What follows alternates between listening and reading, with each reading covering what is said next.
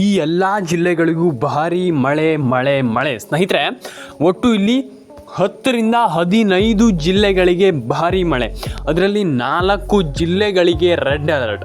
ಹಾಗಾದ್ರೆ red alert ಆಗಿರುವಂಥ ಜಿಲ್ಲೆ ಯಾವುದು ಮತ್ತು ಇಲ್ಲಿ ಮಳೆ ಬರ್ತಾ ಇರುವಂಥ ಜಿಲ್ಲೆಗಳು ಯಾವುದು, ಪ್ರತಿಯೊಂದನ್ನು ಕೂಡ ನಾನು ಎಕ್ಸ್ಪ್ಲೈನ್ ಮಾಡ್ತೀನಿ. ಬನ್ನಿ ಇವತ್ತೊಂದು ವಿಡಿಯೋವನ್ನು ಶುರು ಮಾಡೋಣ. ಹಾಗಾದರೆ ಯಾವ ಜಿಲ್ಲೆಗಳಿಗೆ ಮಳೆ ಬರುತ್ತೆ, ಯಾವ ಜಿಲ್ಲೆಗಳಿಗೆ ಮಳೆ ಬರಲ್ಲ, ಯಾವ ಜಿಲ್ಲೆಗಳಿಗೆ ಮಳೆ 100% ಆಗಿ ಬಂದೇ ಬರುತ್ತೆ, ಏನು ಕತೆ ಅನ್ನುವಂಥದ್ದನ್ನು ಪ್ರತಿಯೊಂದು ನಾನು ಹೇಳ್ತೀನಿ. ಬನ್ನಿ ಇವತ್ತೊಂದು ವಿಡಿಯೋವನ್ನು ಶುರು ಮಾಡೋಣ. ತುಂಬ ಜನ ಕಮೆಂಟ್ ಮಾಡಿದ್ರಿ, ಸರ್ ನಮಗೆ ಮಳೆ ಬಂದಿಲ್ಲ, ನಮ್ಮ ಜಿಲ್ಲೆಗಳಿಗೆ ಬೆಳೆ ಹಾನಿ ಆಗ್ತಾ ಇದೆ, ನಮಗೆ ಮಳೆ ಬರ್ತಾನೆ ಇಲ್ಲ, ಬರಗಾಲ ಬರುತ್ತೋ ಏನೋ ಕತೆ ಅನ್ನುವಂಥದ್ದು ತುಂಬ ಜನ ಕಮೆಂಟ್ ಮಾಡ್ತಾ ಇದ್ದೀರಾ. ಹಾಗಾದರೆ ಯಾವ ಜಿಲ್ಲೆಗಳಿಗೆ ಮಳೆ ಬರುತ್ತೆ, ಯಾವ ಜಿಲ್ಲೆಗಳಿಗೆ ಮಳೆ ಬರಲ್ಲ, ಯಾವ ಜಿಲ್ಲೆಗಳಿಗೆ 100% ಆಗಿ ಮಳೆ ಬರುತ್ತೆ ಅನ್ನುವಂಥದ್ದು ನಾನು ಹೇಳ್ತೀನಿ ಕೇಳಿ. ತುಂಬ ಜಿಲ್ಲೆಗಳಿಗೆ ಮಳೆ ಬಂದಿಲ್ಲ, ತುಂಬ ಜಿಲ್ಲೆಗಳಿಗೆ ಮಳೆ ಬಂದಿದೆ. ಹಾಗಾದರೆ ಇಲ್ಲಿ ನೋಡಿ, ಇಲ್ಲಿ ಕೇಳಿಸ್ಕೊಳ್ಳಿ ನೀವು. ಈ 15 ಜಿಲ್ಲೆಗಳಿಗೆ 100% ಆಗಿ ಮಳೆ ಬರುತ್ತೆ. ಹೌದು ಕೇಳಿ. ಫಸ್ಟ್ ಬಂದುಬಿಟ್ಟು ಯಾವ ಜಿಲ್ಲೆ ಅಂತ ನಾನು ಸಿಂಪಲ್ ಹೇಳ್ತೇನೆ ಕೇಳಿ, ಜಾಸ್ತಿ ಏನು ಹೇಳಲಿಕ್ಕೆ ಹೋಗಲ್ಲ. ಫಸ್ಟ್ ಬಂದುಬಿಟ್ಟು ಉಡುಪಿ, ದಕ್ಷಿಣ ಕನ್ನಡ, ಉತ್ತರ ಕನ್ನಡ, ಶಿವಮೊಗ್ಗ, ಚಿಕ್ಕಮಗಳೂರು ಆ್ಯಂಡ್ ಉಡುಪಿ, ಕೊಡಗು. ಇಷ್ಟು ಜಿಲ್ಲೆಗಳು ಡೇಂಜರಲ್ಲಿರುವಂಥದ್ದಂತಲ್ಲ, ಇಲ್ಲಿ ರೆಡ್ ಅಲರ್ಟಲ್ಲಿರುವಂಥದ್ದು. ಯಾಕಂತಂದರೆ ಕರಾವಳಿ ಮತ್ತು ಮಲೆನಾಡಿಗೆ ಸಿಕ್ಕಾಪಟ್ಟೆ ಮಳೆ ಬರ್ತಾ ಇದೆ. ಕರೆಕ್ಟ್, ಆ ಲೆವೆಲಿಗೆ ಮಳೆ ಬರ್ತಾ ಇದೆ. ಹಾಗಾಗಿ ನಾನು ಹೇಳ್ತಾ ಇರುವಂಥದ್ದು ಯಾವ ಲೆವೆಲಿಗೆ ಅಂತಂದು ನೀವು ಯೋಚನೆ ಮಾಡಲಿಕ್ಕೂ ಸಾಧ್ಯ ಇಲ್ಲ, ಆ ಲೆವೆಲಿಗೆ ಮಳೆ ಬರ್ತಾ ಇದೆ. ಕರಾವಳಿ ಮತ್ತು ಮಲೆನಾಡಿಗೆ ಸಿಕ್ಕಾಪಟ್ಟೆ ಮಳೆ ಬರ್ತಾ ಇದೆ ಸ್ನೇಹಿತರೆ. ನಾನು ಎಲ್ರಿಗೂ ಹೇಳುವಂಥದ್ದು ಇಷ್ಟೇ, ತಲೆಗೆಡ್ಸ್ಕೊಳ್ಳಿಕ್ಕೆ ಹೋಗ್ಬಿಡಿ ಯಾವ ಜಿಲ್ಲೆಗಳಿಗೆ ಮಳೆ ಬರ್ತಾ ಇದೆ ಅಂತ ನಾನು ಹೇಳ್ತಾ ಹೋಗ್ತೀನಿ ಕೇಳಿ. ಫಸ್ಟ್ ಬಂದುಬಿಟ್ಟು ಕರಾವಳಿ ಮಲೆನಾಡಿಗೆ ಸಿಕ್ಕಾಪಟ್ಟೆ ಮಳೆ, ಅಂದರೆ ಒಳನಾಡಿಗೆ ಭಾರೀ ಮಳೆ ಆಗುವಂಥ ಎಲ್ಲ ಸಾಧ್ಯತೆ ಇದೆ. ರೈತರು ಎಲ್ಲರೂ ಕೂಡ ಸ್ವಲ್ಪ ಎಚ್ಚರದಿಂದಿರಬೇಕು. ಯಾಕಂತಂದರೆ ಎಚ್ಚರದಿಂದ ಅಂತಂದರೆ ನೀವು ಮಳೆ ಬಂದಾಗ ಜಾಸ್ತಿ ಹೊರ ಹೋಗುವಂಥದ್ದು ಮತ್ತು ರೆಡ್ ಅಲರ್ಟ್ ಘೋಷಣೆ ಮಾಡಿರೋದ್ರಿಂದ ಸಿಕ್ಕಾಪಟ್ಟೆ ಮಳೆ ಬರುವಂಥ ಪ್ರತಿಯೊಂದು ಚಾನ್ಸಸ್ ಕೂಡ ಇದೆ. ಹಾಗಾಗಿ ವಿಡಿಯೋವನ್ನು ಕೊನೆವರೆಗೂ ನೋಡಿ, ನಾನು ಹೇಳ್ತೀನಿ ಯಾವ ಜಿಲ್ಲೆಗಳಿಗೆ ಮಳೆ ಬರುತ್ತೆ ಬರಲ್ಲ, ಏನು ಕತೆ ಎಕ್ಸೆಟ್ರಾ ಪ್ರತಿಯೊಂದನ್ನು ನಾನು ಹೇಳ್ತೀನಿ. ಆದರೆ ನಾನು ಹೇಳುವಂಥದ್ದನ್ನು ಕರೆಕ್ಟಾಗಿ ಕೇಳಿಸ್ಕೊಳ್ಳಿ. ಒಂದಿಷ್ಟು ಜಿಲ್ಲೆಗಳಿಗೆ ಅಂತಲ್ಲ, ಒಂದಿಷ್ಟು ಜಿಲ್ಲೆಗಳಿಗೂ ಮಳೆ ಬರುತ್ತೆ. ಹಾಗಾದರೆ ಆ ಒಂದಿಷ್ಟು ಜಿಲ್ಲೆ ಯಾವುದು ನಾನು ಹೇಳ್ತಾ ಹೋಗ್ತೀನಿ ಕೇಳಿ. ಫಸ್ಟ್ ಬಂದುಬಿಟ್ಟು ಉಡುಪಿ, ದಕ್ಷಿಣ ಕನ್ನಡ, ಉತ್ತರ ಕನ್ನಡ, ಮಂಡ್ಯ, ಕೊಡಗು, ಅದಾದಮೇಲೆ ಚಿಕ್ಕಮಗಳೂರು ಆ್ಯಂಡ್ ಅದಾದಮೇಲೆ ನಿಮಗೆ ಇಲ್ಲಿ ಶಿವಮೊಗ್ಗ. ಐ ಥಿಂಕ್ ಈ ಎಲ್ಲ ಜಿಲ್ಲೆಗಳಿಗೂ 100% ಮಳೆ ಬರುತ್ತೆ. ಯಾಕಂತಂದರೆ ಎಲ್ಲ ಜಿಲ್ಲೆಗಳು ನಿಮ್ಗೆ ಗೊತ್ತಿದೆ, ಈಗ ಎಲ್ಲ ಜಿಲ್ಲೆಗಳಿಗೂ ಮಳೆ ಬರುತ್ತೆ ಅನ್ನುವಂಥ ನಿಮ್ಮೆಲ್ಲರಿಗೂ ಗೊತ್ತಿದೆ. ಆದರೆ ಇದೇ ಜಿಲ್ಲೆಗಳಿಗೆ ಬರುತ್ತೆ ಅಂತಲ್ಲ, ಎಲ್ಲ ಜಿಲ್ಲೆಗಳಿಗೂ 100% ಆಗಿ ಮಳೆ ಬರುತ್ತೆ ಸ್ನೇಹಿತರೆ. ಇದನ್ನು ತಿಳ್ಕೊಳ್ಳಿ ಫಸ್ಟ್ಲಿ. ಆ್ಯಂಡ್ ಸೆಕೆಂಡ್ ಒನ್ ಏನಂತಂದರೆ, ಇಲ್ಲಿ ಮಳೆ ಬಂದಾಗ ನಾನು ಹೇಳಿದ್ನಲ್ಲ ನಿಮಗೆ ಸ್ವಲ್ಪ ಪ್ರಿಕಾಷನ್ ಆಗಿರಬೇಕು, ಅಂದರೆ ಸ್ವಲ್ಪ ಪ್ರಿಕಾಷನನ್ನು ತಗೊಳ್ಬೇಕು. ಏನಂತಂದರೆ ಸ್ವಲ್ಪ ನೀವು ಎಚ್ಚರಿಕೆಯ ಕ್ರಮಗಳನ್ನು ತಗೊಳ್ಬೇಕನ್ನುವಂಥದ್ದು ನಾನು ಹೇಳುವಂಥದ್ದು. ಯಾಕಂತಂದರೆ ತುಂಬ ಜನ ಮಳೆಯಿಂದ ಪ್ರಾಬ್ಲಮ್ ಮಾಡ್ಕೊಳ್ತಾರೆ. 100% ಹೌದು. ತುಂಬ ಜನರು ನೀವು ಕೇಳಿರ್ಬೋದು, ತುಂಬ ಜನ ಮಳೆಯಿಂದನೇ ಪ್ರಾಬ್ಲಮ್ ಆಗ್ತಾರೆ. ತುಂಬ ಜನರಿಗೆ ಮಳೆಯಿಂದನೇ ಪ್ರಾಬ್ಲಮ್ ಆಗುತ್ತೆ, ಒಂದಿಷ್ಟು ಪ್ರಾಬ್ಲಮ್ ಆಗುತ್ತೆ. ಹಾಗಾಗಿ ನಾನು ಹೇಳುವಂಥದ್ದು, ಯಾರೂ ಕೂಡ ತಲೆ ಕೆಡಿಸ್ಕೊಳ್ಳಿಕ್ಕೆ ಹೋಗ್ಬೇಡಿ.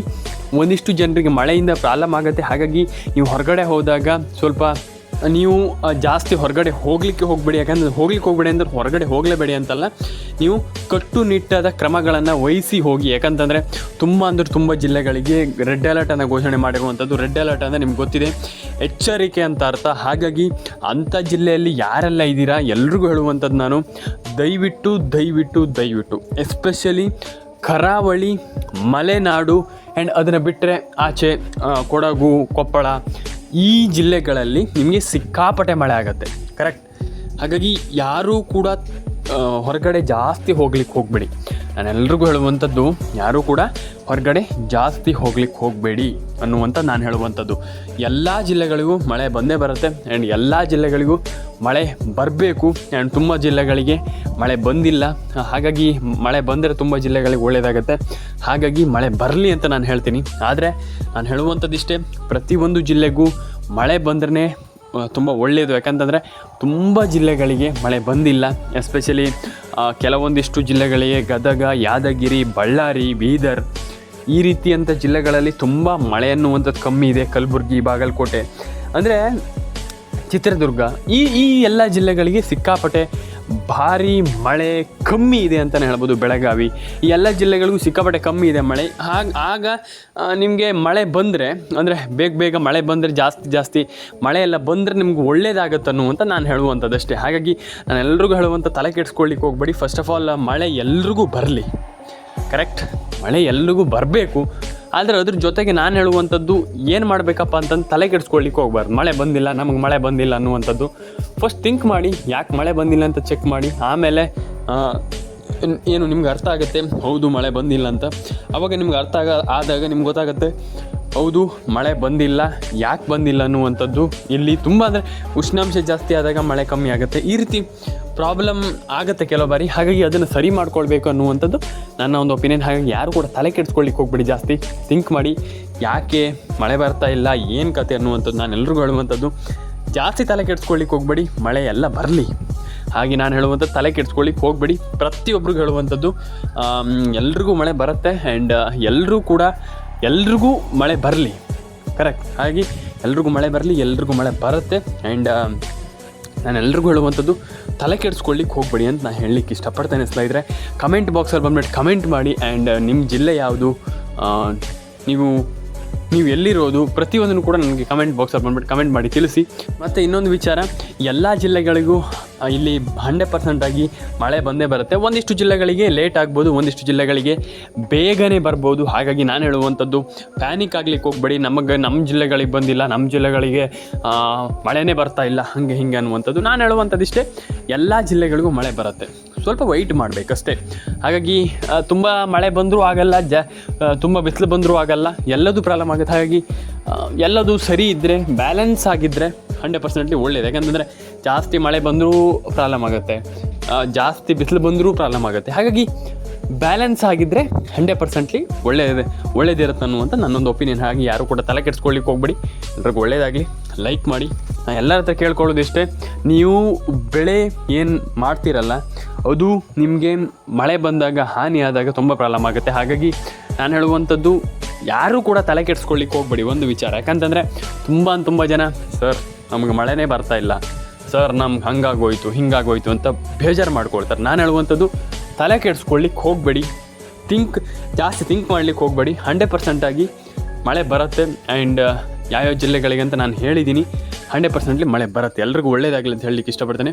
ಕಮೆಂಟ್ ಬಾಕ್ಸಲ್ಲಿ ಬಂದ್ಬಿಟ್ಟು ಕಮೆಂಟ್ ಮಾಡಿ, ನಿಮ್ಮ ಅನಿಸಿಕೆ ನಮ್ಗೆ ತುಂಬ ಮುಖ್ಯ. ದಯವಿಟ್ಟು ಕಮೆಂಟ್ ಬಾಕ್ಸಲ್ಲಿ ಬಂದ್ಬಿಟ್ಟು ದಯವಿಟ್ಟು ಕಮೆಂಟ್ ಮಾಡಿ. ಆ್ಯಂಡ್ ಲೈಕ್ ಮಾಡಿ, ಶೇರ್ ಮಾಡಿ, ಆ್ಯಂಡ್ ಸಬ್ಸ್ಕ್ರೈಬನ್ನು ಮಾಡ್ಕೊಳ್ಳಿ ಅಂತ ಹೇಳಲಿಕ್ಕೆ ಇಷ್ಟಪಡ್ತೇನೆ. ಆ್ಯಂಡ್ ನಾನು ಹೇಳಿದ್ದೆ, ನಿಮ್ಮ ಕಮೆಂಟ್ ನಂಗೆ ತುಂಬ ಇಂಪಾರ್ಟೆಂಟ್.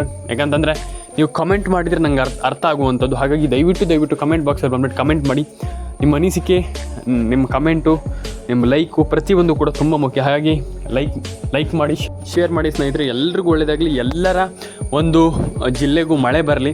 ಆ್ಯಂಡ್ ಈ ರೀತಿ ಪ್ರಾಬ್ಲಮ್ ಆದಾಗ ನಾನು ಅದೇ ಹೇಳುವಂಥದ್ದು, ಜಾಸ್ತಿ ಮಳೆ ಬಂದಾಗ ಜಾಸ್ತಿ ಆಗುತ್ತೆ, ಕಮ್ಮಿ ಬಂದಾಗ ಕಮ್ಮಿ ಆಗುತ್ತೆ. ಹಾಗೆ ನಾನು ಹೇಳುವಂಥದ್ದು, ಫಸ್ಟ್ ನೀವು ಏನು ಮಾಡಬೇಕಪ್ಪ ಅಂತಂದರೆ ಥಿಂಕ್ ಮಾಡುವಂಥದ್ದು. ನಾನು ಏನಂತಂದರೆ ಜಸ್ಟ್ ನೀವು ಏನು ಮಾಡಬೇಕಪ್ಪ ಅಂತಂದರೆ, ನೀವು ಮರ ಗಿಡಗಳನ್ನು ಕಡಿಯುವಂಥದ್ದು ಕಮ್ಮಿ ಮಾಡಬೇಕು. ಆ ಒಂದು ಪ್ರಕೃತಿಯನ್ನು ನಾವು ಹಾಳು ಮಾಡುವಂಥದ್ದನ್ನು ಕಮ್ಮಿ ಮಾಡಿದಾಗ 100% ಮಳೆ ಬಂದೇ ಬರುತ್ತೆ ಜಾಸ್ತಿ. ಹಾಗಾಗಿ ಯಾರು ಕೂಡ ತಲೆ ಕೆಡಿಸ್ಕೊಳ್ಳಿಕ್ಕೆ ಹೋಗ್ಬೇಡಿ.